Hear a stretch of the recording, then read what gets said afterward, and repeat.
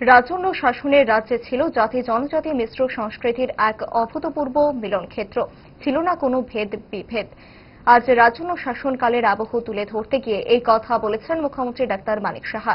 আধুনিক ত্রিপুরার রূপকার মহারাজা বীর বিক্রম কিশোর মানিক্য বাহাদুরের 118তম জন্মদিন যথাযোগ্য মর্যাদায় পালন করা হয় প্রদেশ বিজেপি কার্যালয়ে।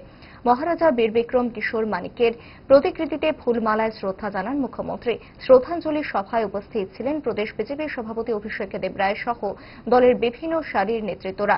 শ্রদ্ধাঞ্জলি সভায় বক্তব্য রাখতে গিয়ে মুখ্যমন্ত্রী আধুনিক ত্রিপুরা গড়ার ক্ষেত্রে মহারাজা বীর বিক্রম কিশোর মানিক্যের ভূমিকা, দূরদৃষ্টি সহ উন্নত মানসিক উদারতার কথা তুলে ধরেন।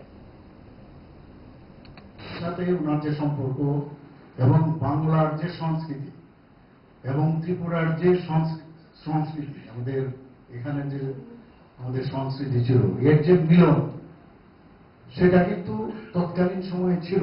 আমরা এখন এই যে বলি তুমি এবং আমি আলাদা, সেটা তখন ছিল না। এই যে একটা সুন্দর একটা পরিবেশ, জাতি জনজাতি মণিপুরী সংখ্যালঘু সবাই মিলে ত্রিপুরা একটা অদ্ভুত রাজ্য ছিল, যেখানে সংস্কৃতি প্রাধান্য দেওয়া হতো। এই সংস্কৃতির ধারক বাহক আমরা যদি বলি এই রাজন্য ফ্যামিলির থেকে এসডি বর্মন। আমরা নিজেরাও ছোটবেলায় একদম আমরা দেখতাম প্রচুর এই জনজাতি গোষ্ঠীর যারা আছে, এত সুন্দর সুন্দর ওরা গান, আপনার বিভিন্ন ইনস্ট্রুমেন্ট। আমি নিজেও ওনাদের বাড়িতে যেতাম, দেখতাম, বসে থাকতাম, সুবিধা ছিল যাওয়ার।